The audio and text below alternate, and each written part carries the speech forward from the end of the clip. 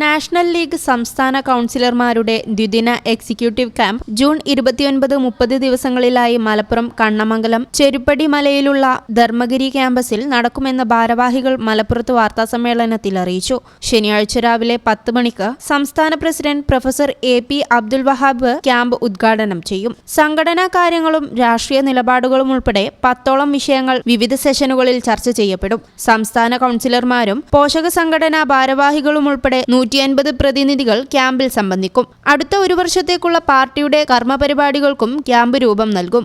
വാർത്താസമ്മേളനത്തിൽ സംസ്ഥാന സെക്രട്ടേറിയറ്റ് അംഗം അഡ്വക്കേറ്റ് OK തങ്ങൾ, ജനറൽ കൺവീനർ സ്വാലിഹ് മേടപ്പിൽ, ജില്ലാ general secretary PKS Mujeeb Hasan, സംസ്ഥാന പ്രവർത്തക സമിതി അംഗം ഖാലിദ് മഞ്ചേരി എന്നിവർ പരിപാടികൾ വിശദീകരിച്ചു.